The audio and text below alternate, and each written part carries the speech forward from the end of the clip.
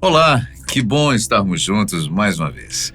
Espero que esteja tudo bem com você. A Igreja Católica, uma das maiores e mais influentes organizações religiosas do mundo, conta com milhões de seguidores que praticam suas crenças e tradições. Mas até que ponto essas práticas são fundamentadas na Bíblia? Será que sacramentos, ordens religiosas, orações e a veneração dos santos estão realmente presentes nas Escrituras Sagradas? E quanto à confissão com um padre, ao rosário, ao conceito de purgatório? A resposta pode surpreender. Número 1. Batismo na infância. É tradição na Igreja Católica realizar o batismo, que é um dos sacramentos mais importantes do catolicismo e que marca a aceitação de Jesus Cristo como Salvador. Mas o motivo que levou João Batista a batizar o próprio Cristo não foi esse. Conforme nos conta Mateus em seu Evangelho, Jesus disse a João que o batismo era necessário para cumprir toda a justiça. Isso significa que o batismo fazia parte do plano divino e das leis que Jesus veio cumprir. O batismo de Jesus marcou também o início do seu ministério público, além de ter confirmado a identidade divina do Senhor e a sua missão. Jesus, sem pecado, não precisava de arrependimento, mas ele foi batizado para dar um exemplo de obediência e humildade para os seus seguidores. Bom, tudo bem, mas por que a Igreja Católica preza em realizar o batismo num período da vida em que a pessoa não tem a menor possibilidade de escolha, não teve tempo e nem condições para pecar, e não tem ainda consciência religiosa? A Bíblia, hora nenhuma, diz que o batismo deve ocorrer na primeira idade. Jesus mesmo foi batizado aos 30 anos, de acordo com o livro sagrado. Mas, segundo a doutrina católica, todos os seres humanos nascem com o pecado original, que foi herdado de Adão e Eva. O batismo é visto como um sacramento que purifica a pessoa desse pecado, oferecendo-lhe uma nova vida em Cristo. Além disso, é uma forma de iniciação à vida cristã, onde as crianças são incorporadas às comunidades dos fiéis, tornando-se membros da igreja desde cedo. Número 2, o celibato. O celibato é a prática de abstinência de casamento e de relações sexuais. No contexto religioso, é frequentemente associado a um compromisso de dedicar a vida totalmente ao serviço espiritual, sem as obrigações familiares ou conjugais. Muitas tradições religiosas praticam o celibato como uma forma de vida. Na Igreja Católica, por exemplo, os padres, monges e freiras fazem um voto de celibato como parte do seu compromisso de serviço total a Deus e à Igreja. Isso é visto como uma maneira de imitar a vida de Jesus, que também foi celibatário de acordo com as tradições. Mas é bom frisar que Jesus pode ter sido casado segundo diz o Evangelho de Filipe, que é um livro apócrifo, não aceito como santo. Ele teria sido casado com Maria Madalena, com quem teve um filho. É importante frisar essa questão dos textos apócrifos, como o Evangelho de Filipe, que não são considerados parte do cânon bíblico e muitas vezes contêm histórias e interpretações divergentes sobre as figuras religiosas. Tais narrativas não são aceitas por todas as tradições cristãs. Na Bíblia, o celibato é citado em Coríntios e também no livro de Mateus. No primeiro, diz que Paulo fala sobre sua própria escolha de celibato e recomenda a vida celibatária para aqueles que podem vivê-la. Ele diz: "Eu gostaria que todos os homens fossem como eu, mas cada um tem o seu próprio dom de Deus, um de uma maneira, outro de outra. Eu digo, porém, aos solteiros e às viúvas, é bom para eles se permanecerem como eu." 1 Coríntios 7, 7 e 8. Em Mateus capítulo 19, verso 12, Jesus menciona o celibato num contexto específico quando fala sobre eunucos. Porque há eunucos que nasceram assim e há eunucos que foram feitos dessa maneira pelos homens. E há eunucos que se fizeram eunucos por causa do reino de Deus. Quem puder aceitar isso, que aceite. Mateus 19, 12.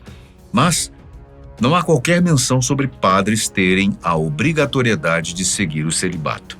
Muito pelo contrário, nos versos iniciais do capítulo 3 da primeira carta de Timóteo, nós lemos: "Esta é uma palavra fiel. Se alguém deseja o episcopado, excelente obra deseja. Convém, pois, que o bispo seja irrepreensível, marido de uma mulher, vigilante, sóbrio, honesto, hospitaleiro, apto para ensinar, não dado ao vinho, não espancador, não cobiçoso de torpe ganância, mas moderado, não contencioso, não avarento. Que governe bem a sua própria casa, tendo seus filhos em sujeição com toda modéstia. Porque se alguém não sabe governar a sua própria casa, terá cuidado da igreja de Deus? Isso está escrito em 1 Timóteo 3, de 1 a 5. Mesmo que a Bíblia não proíba, a Igreja Católica decidiu seguir os passos de Cristo, que além de não ter se casado nem ter constituído família, claro, ignorando completamente aqui o que diz o livro apócrifo de Filipe, manteve-se casto durante a vida. Para o Vaticano, o celibato permite que os padres alcancem um grau de pureza de espírito maior e se dediquem inteiramente ao serviço de Deus e da Igreja, sem as distrações e responsabilidades de uma vida conjugal e familiar. Isso é visto como uma forma de servir melhor a comunidade e estar mais disponível para as necessidades espirituais dos fiéis. A exigência do celibato para os padres é uma disciplina eclesiástica que foi formalizada no Concílio de Trento no século XVI, mas já era praticada e promovida muito antes disso. A Igreja Católica Oriental, no entanto, permite que os homens casados se tornem padres, embora os bispos sejam escolhidos apenas entre os celibatários. Número 3. Missa aos domingos. Já é tradição entre a maioria dos católicos acordar domingo pela manhã e ir à igreja acompanhar a missa. Se não puder ser pela manhã, há uma excelente alternativa para a noite. E são muitos que, até os dias de hoje, seguem religiosamente esse costume.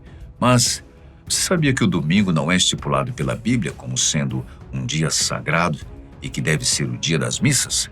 Se é assim, por que esse dia da semana foi reservado para nos encontrarmos com Deus em sua casa? Bom, a prática teve início com o cristianismo primitivo, praticamente no primeiro século depois da morte de Cristo. De acordo com o que é mencionado no Evangelho de Marcos, acredita-se que a principal razão pela qual os cristãos se reúnem aos domingos é que Jesus ressuscitou dos mortos no primeiro dia da semana, que é domingo. No Novo Testamento, há evidências de que os primeiros cristãos se reuniam no primeiro dia da semana para partir o pão e celebrar a Eucaristia. Um exemplo disso está em Atos 20, versículo 7. No primeiro dia da semana, reunimos-nos para partir o pão. Então, ao longo dos séculos, a Igreja Católica estabeleceu o domingo como o dia principal de adoração e celebração da missa. O Concílio de Trento, em meados dos anos 1500, reafirmou essa prática e a importância do domingo como o dia do Senhor. Número 4. A transubstanciação.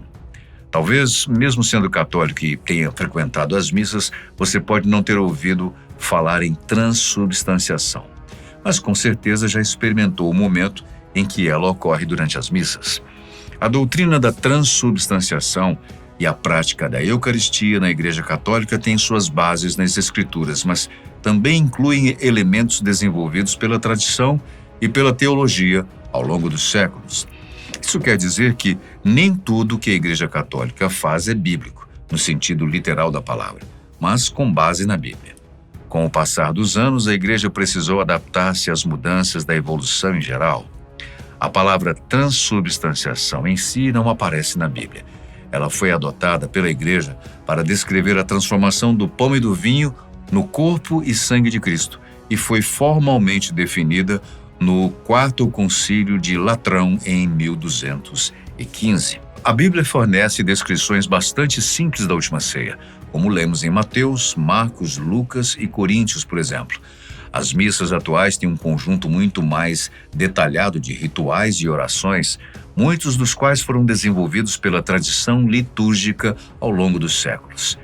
E, embora a Bíblia mencione as palavras de Jesus na última ceia, a teologia detalhada sobre a presença real de Cristo sob as espécies do pão e do vinho foi desenvolvida pela Igreja ao longo do tempo, especialmente durante os primeiros concílios e na escolástica medieval. A compreensão da missa como uma renovação do sacrifício de Cristo na cruz é uma doutrina desenvolvida pela teologia da Igreja Católica e não está explicitamente detalhada na Bíblia. Os católicos acreditam que a Eucaristia torna presente de maneira simbólica o único sacrifício de Cristo, uma compreensão que evoluiu ao longo da história da Igreja. E o uso específico da hóstia, uma fina folha de massa de pão, e os detalhes sobre a sua consagração e adoração, como a adoração ao Santíssimo Sacramento, são desenvolvimentos da tradição litúrgica e não são especificados nas Escrituras. Número 5.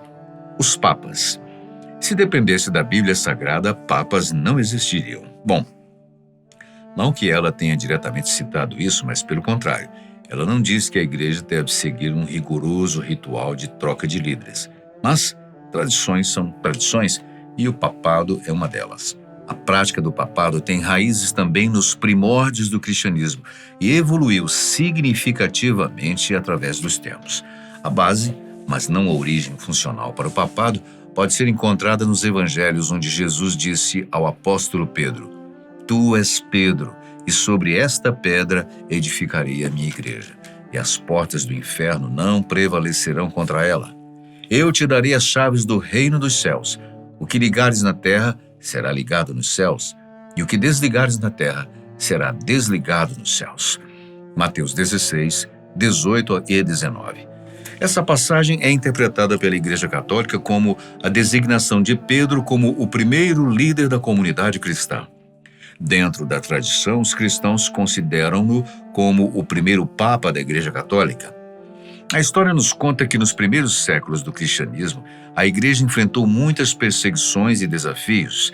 Durante esse tempo, os bispos de Roma começaram a ganhar importância, não apenas por estarem na capital do Império Romano, mas também por serem considerados sucessores de Pedro.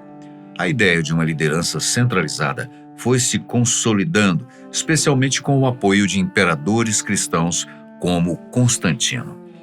O Vaticano, como sede do papado, tem uma história que remonta ao início do cristianismo. Inicialmente, os papas não tinham uma residência fixa, mas com o tempo, a importância de Roma e das igrejas construídas ali fez com que o bispo de Roma se estabelecesse permanentemente na cidade. No século IV, Constantino doou o Palácio de Latrão ao Papa, que se tornou a residência papal por muitos séculos. Foi apenas em 1929, com o Tratado de Latrão entre a Santa Sé e o Reino da Itália, que o Vaticano foi reconhecido como um Estado soberano, garantindo a independência política do Papa e da Igreja Católica. Esse tratado formalizou a cidade do Vaticano como a sede central da Igreja Católica e do Papado. Mesmo sem uma menção direta na Bíblia sobre a estrutura atual do Papado, a Igreja Católica desenvolveu essa tradição com base na necessidade de uma liderança forte e centralizada para guiar os fiéis, preservar a doutrina e administrar a Igreja Universal. Além disso, assuntos envolvendo a política mundial são também designados ao líder maior da Igreja. O Papa é visto como o sucessor de Pedro, com a responsabilidade de manter a unidade da fé e ser um pastor para todos os católicos. Número 6. O Purgatório. Para a Igreja Católica, o Purgatório é um estado no qual as almas dos mortos passam por um processo de purificação até obter a santidade necessária para entrar no reino de Deus. É a ocasião final que Deus dá às pessoas de se habilitarem para a comunhão plena com Ele. Assim, na morte, o purgatório é a última conversão. Mas o que a Bíblia diz sobre o purgatório? Na verdade, diretamente, nada. Assim, algumas passagens como o capítulo 3 da primeira carta aos Coríntios e também o capítulo 12 de Lucas, o 5 do Evangelho de Mateus. No entanto, em nenhuma dessas passagens você vai encontrar a palavra purgatório ou algo semelhante. A noção de purgatório é particularmente associada com o rito latino da Igreja Católica, também presente nas igrejas católicas orientais, embora muitas vezes não usem o termo purgatório. Os ângulos católicos geralmente também acolhem essa crença. As igrejas ortodoxas creem na possibilidade de purificação das almas dos mortos, pelas orações dos vivos, pela oferta da divina liturgia, e muitos ortodoxos, especialmente entre os ascetas na espera da apocatástase, termo usado para designar a restauração final de todas as coisas em sua unidade absoluta com Deus. A palavra purgatório passou a referir-se também a uma ampla gama de concepções históricas e modernas de sofrimento pós-morte, e é usado um sentido não específico para qualquer lugar ou condição de sofrimento ou tormento, especialmente um que seja temporário. A cultura popular também apresenta a concepção do purgatório como um lugar físico, embora a Igreja Católica ensine que purgatório não é um lugar, mas uma condição de existência. Número 7. Padre. Por quê? Veja o que diz a Bíblia sobre padre, no capítulo 23, versículo 9 do Evangelho de Mateus, reproduzindo uma fala de Jesus Cristo. A ninguém na terra chameis vosso Pai, porque só um é o vosso Pai, aquele que está nos céus. Mateus 23, 9. Essa instrução de Jesus é parte de uma crítica mais ampla aos escribas e fariseus, que buscavam títulos de honra e reconhecimento. Ele enfatiza que a verdadeira autoridade espiritual vem de Deus e que os líderes religiosos não deveriam buscar glória para si mesmos. Portanto, o uso da palavra padre, que se origina do latim pater e quer dizer pai, não deveria estar sendo usado pela Igreja. Mas, como a tradicional instituição que é, a Igreja Católica teria simplesmente desafiado o versículo 9, ao tomar um termo para designar os seus sacerdotes. Aliás, o título correto a ser usado seria justamente esse, sacerdote. O termo sacerdote tem as suas raízes no latim sacerdos, que por sua vez deriva de duas palavras latinas, sacer, que significa sagrado ou consagrado, e dot, que significa aquele que oferece. Portanto, o sacerdote pode ser entendido como aquele que oferece coisas sagradas, aquele que serve ao sagrado. O termo é utilizado em várias religiões para designar alguém que realiza funções religiosas, como a celebração de rituais, intermediação entre o divino e os fiéis e a administração de sacramentos. Esses elementos mostram como a prática e a teologia eucarística católica se desenvolveram para além do que está explícito na Bíblia, integrando tradições e entendimentos teológicos que foram sendo formados ao longo da história da Igreja. Isso faz parte da riqueza da tradição católica, que se baseia tanto na Escritura quanto na tradição. Número 8. O confessionário. E se eu dissesse a você que a Bíblia não sugere que confiemos os nossos pecados a outras pessoas, nem mesmo a padres? A prática da confissão de pecados a um padre, conforme ensinado pela Igreja Católica, não encontra suporte direto nas Escrituras. No contexto do Novo Testamento, não há menção de sacerdotes como mediadores na Nova Aliança, pelo contrário. As Escrituras destacam que todos os crentes possuem somente em Cristo o papel sacerdotal de mediador. Sob a antiga aliança, os sacerdotes atuavam como mediadores entre Deus e o povo, oferecendo sacrifícios em nome das pessoas. Contudo, com o sacrifício de Jesus, esse sistema foi abolido. Agora, os crentes têm acesso direto ao trono de Deus, como ensina Hebreus 4,16, e podem se aproximar com confiança por causa da obra única do Senhor Jesus. No que diz respeito à confissão de pecados, João instrui os crentes a confessarem diretamente a Deus, que é fiel para perdoar. Tiago, por sua vez, encoraja a confissão mútua entre os irmãos na fé, mas sem mencionar o ato de confessar pecados a líderes religiosos. Nesse contexto, não há qualquer associação entre o perdão de pecados e a confissão uns aos outros, nem menção de sacerdotes como intermediários. Número 9. Santos e imagens. Nosso último item da lista, na verdade, é um conjunto de santidades e imagens relacionadas a eles, que sempre foram objeto de discussões entre as vertentes cristãs. A Bíblia condena claramente a idolatria, isso é, adoração de ídolos ou imagens como se fossem deuses. Textos como Êxodo 20, versos 4 e 5, nos 10 mandamentos, são frequentemente citados. Não farás para ti imagem de escultura, nem semelhança alguma do que há em cima nos céus, nem embaixo na terra, nem nas águas debaixo da terra. Não te encurvarás a elas, nem as servirás. Êxodo 20, 4 e 5. Este mandamento enfatiza que Deus é o único digno de adoração. Adorar ou prestar culto a qualquer outro ser ou objeto é visto como um desvio do verdadeiro culto. Em sua defesa, a Igreja Católica faz distinção entre latria, que é adoração reservada somente a Deus, e dúlia, ou seja, veneração, um respeito dado aos santos. A Virgem Maria, em particular, recebe hiperdúlia, uma veneração especial. Os defensores dessa prática argumentam que venerar santos e suas imagens não é idolatria, pois eles não são adorados como deuses, mas honrados como exemplos de fé. Mas, no entanto, muitos cristãos protestantes argumentam que qualquer prática que envolva reverência a imagens ou santos pode ser interpretada como uma forma de idolatria, mesmo que não seja essa a intenção. O que você pensa sobre isso? O que mais te surpreendeu nesse vídeo? Muitos ensinamentos esclarecedores, né? Deixa aí o seu comentário. Nós agradecemos muitíssimo a sua companhia, sempre muito especial. Muito obrigado, fique com Deus. A gente se vê no próximo vídeo.